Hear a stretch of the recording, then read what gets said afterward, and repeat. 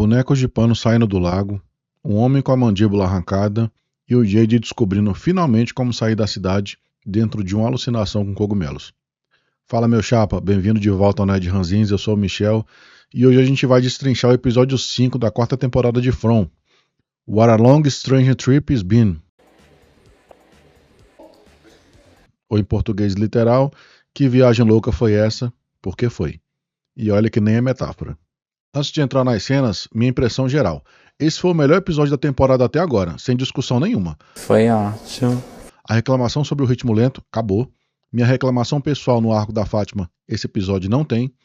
E esse episódio entrega nas duas frentes ao mesmo tempo terror bruto no lago e a revelação épica do Jade. E o mais importante, a série finalmente avança nas respostas. Não muita coisa, mas avança. O episódio se divide basicamente nos dois eixos. A galera do lago enfrenta os bonecos e o Jade que vai fundo nos cogumelos para desbloquear memórias de outras vidas. Vou seguir essa estrutura. O episódio abre exatamente onde o 4 terminou. O grupo na margem do lago, olhando para aquela massa boiando na água. A dona manda todo mundo puxar a corda, o Roger fica parado, claramente não querendo encostar. Spoiler, devia ter confiado no instinto. Quando a arrastam para a margem, não são corpos, são 3 bonecos de tamanho humano, parecendo espantalhos. A dona abre o peito de um deles para dar um confere e só tem enchimento de lã e tecido, aparentemente inofensivos. A Tabitha, que tinha ido com o Ethan enterrar o pássaro que não resistiu, estranha quando vê os bonecos, mas não consegue se lembrar do porquê.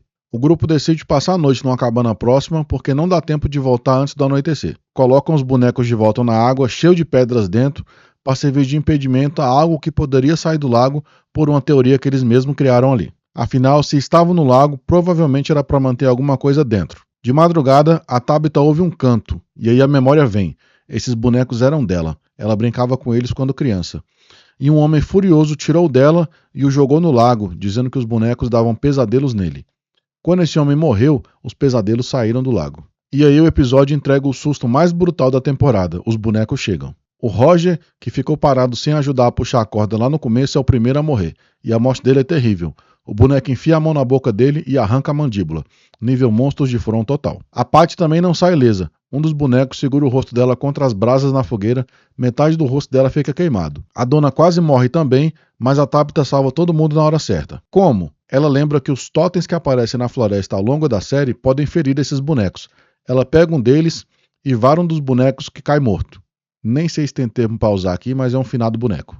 Importante é que funcionou. E meu chapa, se você está curtindo essa análise, se inscreve no canal e deixa o like. Ajuda demais o Nerd Ranzins a continuar trazendo conteúdo de qualidade toda semana. Agora bora continuar que esse episódio trouxe muita coisa. Mas espera aí, o que a Tabitha tinha a ver com os bonecos que estavam no lago dentro de uma cidade sobrenatural? A série está deixando cada vez mais claro. A Tabitha já esteve aqui antes, assim como o Jade. Os bonecos eram dela numa vida passada, a memória veio quando ela ouviu a música, assim como aconteceu com o Jade em outras situações. Os dois têm uma ligação com a cidade que vai além do acidente que os trouxe até lá.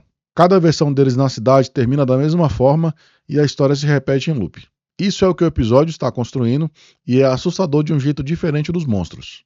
Enquanto isso, do outro lado da cidade, Jade, sob o efeito dos cogumelos, tenta desbloquear as memórias das encarnações anteriores para entender como salvar as crianças, os Ankui.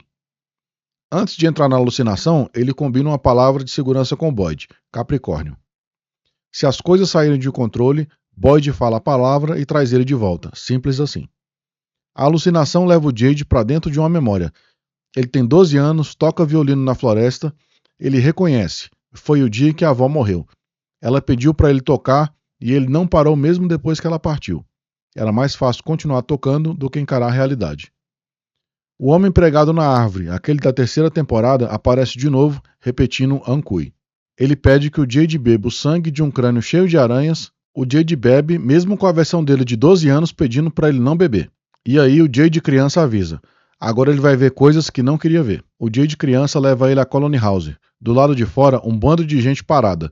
Todos com violinos, todos mortos. E aí a revelação. São versões anteriores do Jade.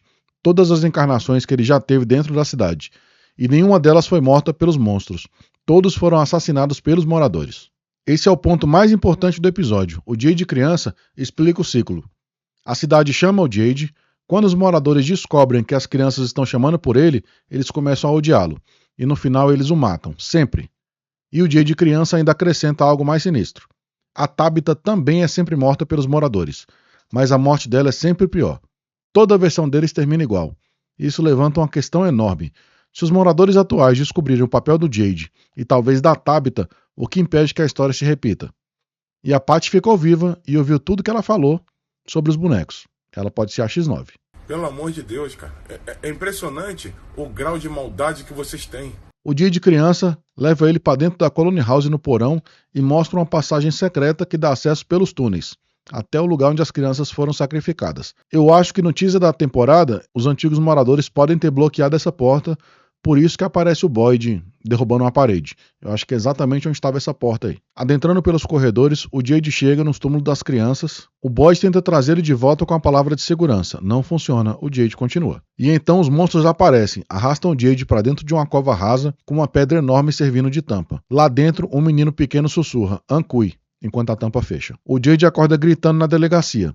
O Boyd diz que ele nunca saiu dali, foi tudo uma alucinação. Mas de certa forma não foi, porque o Jade acorda sabendo exatamente o que precisa fazer para salvar as crianças. Agora vamos para algumas cenas rápidas e importantes dos outros personagens. Mary. Depois de consertar o braço da Sofia, ela vai pegar uma tipóia na ambulância e tem uma visão. Correntes aprendem na parede enquanto o rádio toca e ela sente o sofrimento de todos que já morreram ali. Ela depois esbarra na Sofia e tem outra visão.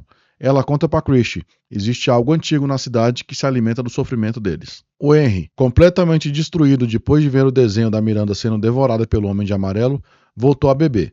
Quem está tentando segurar ele agora é o Victor e o Kenny.